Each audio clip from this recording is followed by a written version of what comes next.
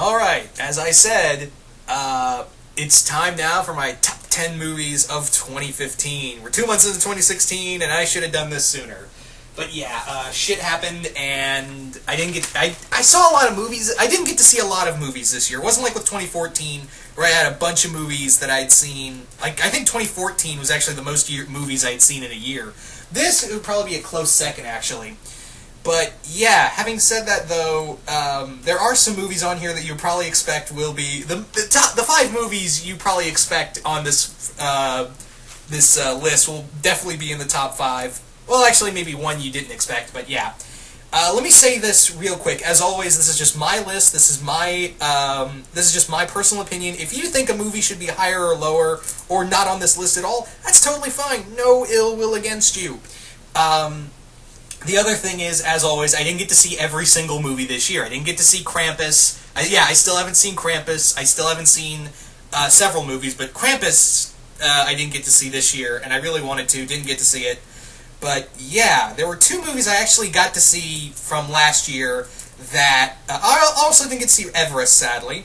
But there were 2 movies I got to see on DirecTV that were like exclusives. Well, not really exclusives, they were just imports, and they were like lesser-known films that I really wanted to see, and they're both on this list, actually back-to-back, really.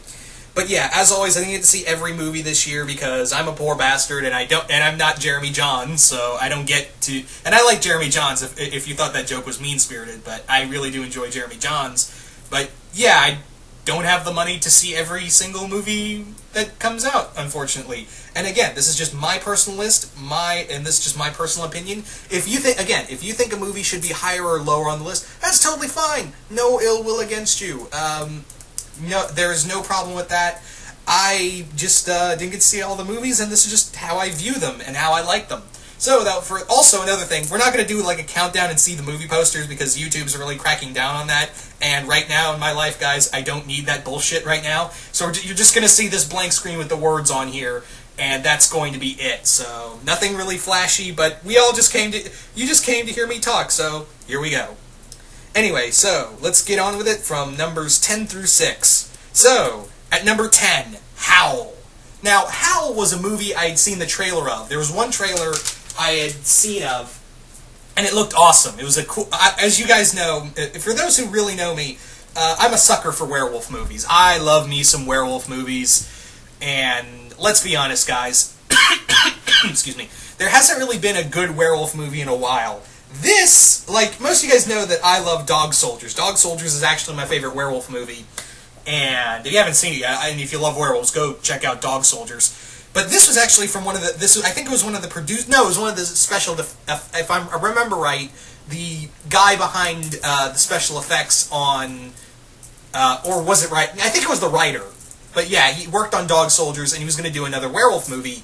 And we have Howl. Now, Howl, if you don't know the story, is... It's in London, and there's this train going to Eastborough, and the train goes out. They're on the train station, power goes out, and all these different people are trapped with a pack of werewolves that are hunting them. And it's really cool. Now, the thing is with this werewolf movie is that they try to inject some science in here, and the werewolves themselves, they don't look like your ordinary, big wolf-like creatures. No, these things look like if Resident Evil did a werewolf. That's the best way I could describe it, is like a Resident Evil or Silent Hill version of a werewolf. That is the best way I can describe it. It's full of gore, there's some really bloody scenes in here, and yeah, it's a really good movie. It's a nice little, if you enjoy blood and guts and you enjoy werewolves, I'd say give this a look. I'd say definitely give this a look.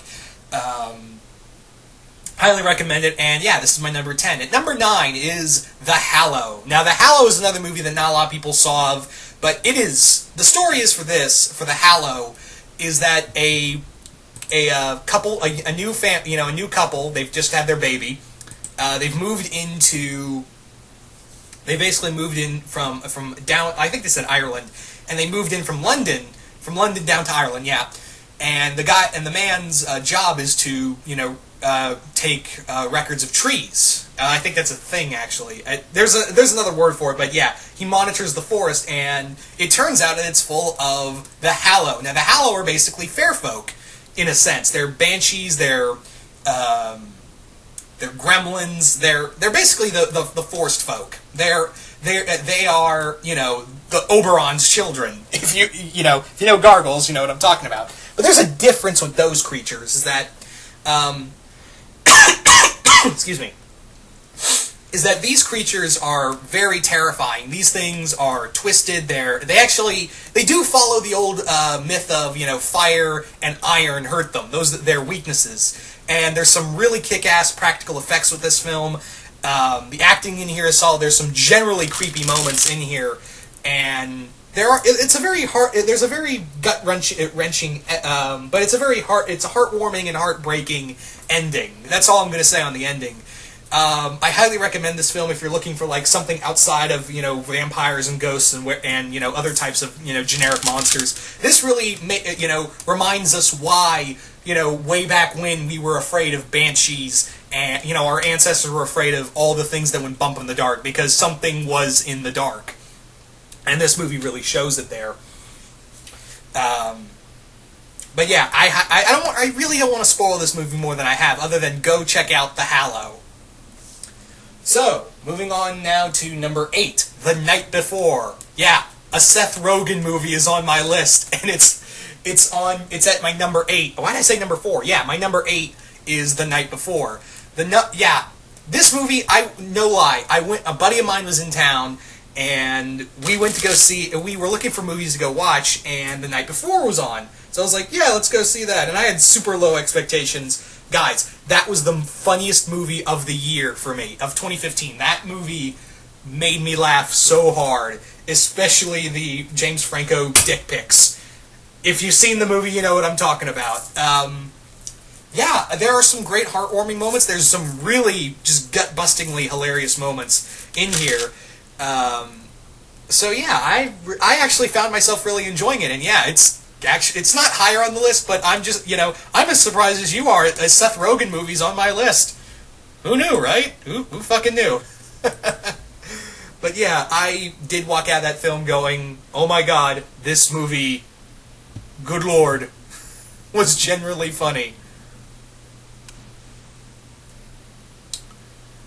So, yeah.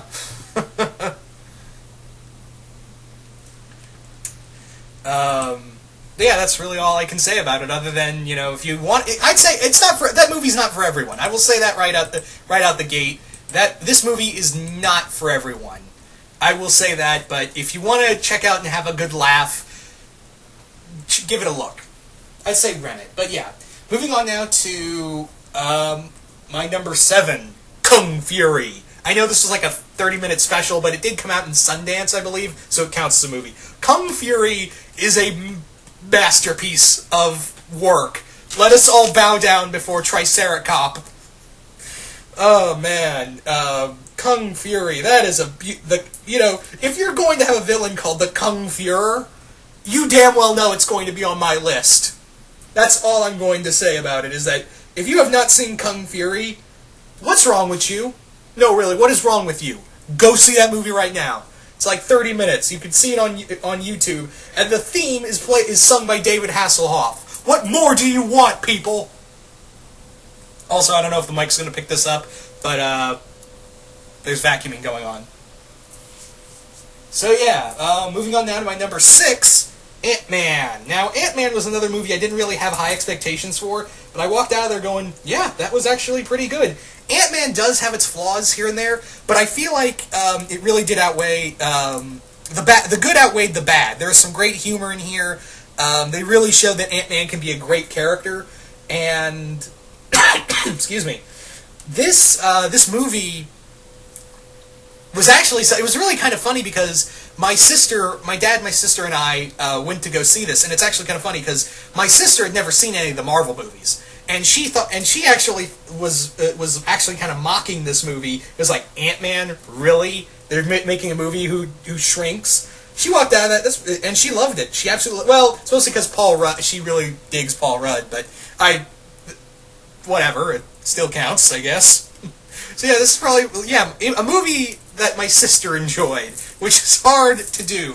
A superhero movie, mind you, for her to enjoy.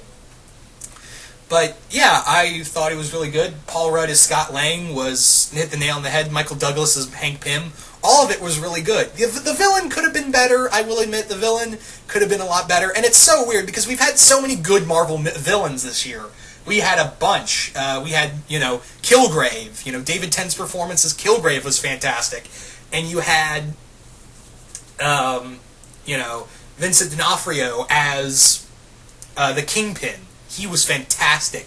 And you've got, James Spader as Ultron. He really knocked it out of the park. Ant-Man, if it did, one of the major weaknesses was the villain. But really, 3 out of 4 ain't bad when you think about it. But yeah, once again, really enjoyed this film. Really high on the list, and yeah. So, those are my top 10 movies so far. Those are 10 through 6, so I hope you all are enjoying the list so far. So stay tuned for the next part, because that will be coming up shortly.